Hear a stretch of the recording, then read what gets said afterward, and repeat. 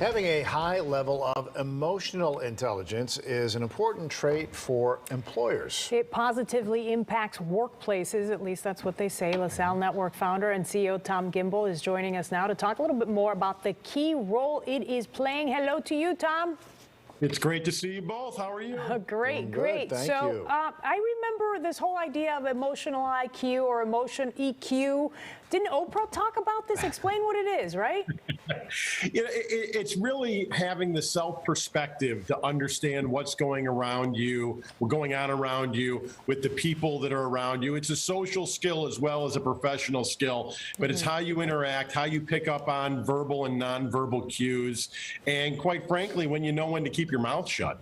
Okay, so just don't be a jerk, basically, is what you're saying. Yeah. No, it's don't be a jerk, but it's also to be intuitive. If you're a good listener, most good listeners have very high emotional intelligence because they're paying attention enough to the situation to not be thinking about what they're going to say, but they're thinking about what the other person is saying, and they're trying to process that and then give an answer based on that. The people who always talk to prove they're the smartest person in the room, who are name droppers who want to brag, they're not showing a high level of emotional intelligence because they don't get how other people perceive that.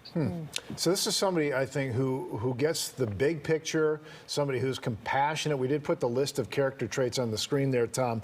What I want to know is this, I would think that this is somebody you would always want to have on your staff, but I guess you're making the argument that it's even more important now because of the pandemic. How so, in what ways?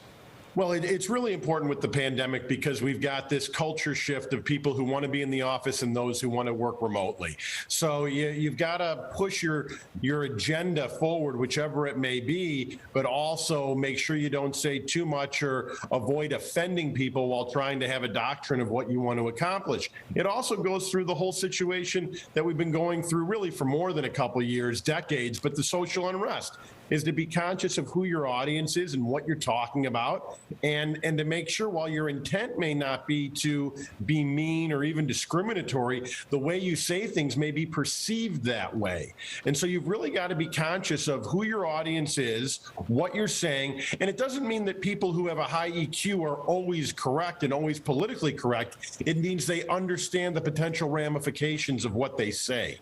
Okay, but let me ask you something, and I think we've got like 45 seconds left. We've all been in rooms where like the very verbal person, the mover and shaker, they're always the one that's getting ahead, but you're saying that may not be the case anymore. Well, if you have the raw skill that you can put your foot in your mouth and you're still going to overcome every obstacle, God bless you, right? I mean, Michael Jordan could have a low EQ because of his talent and his skill. Now, he happened to have a very high EQ when he made the quote of even Republicans buy gym shoes, right? And I think the standpoint is he knew who his audience was. But if you don't know who your audience is, or you think that you may sometimes have foot and mouth disease, it's better to be quiet.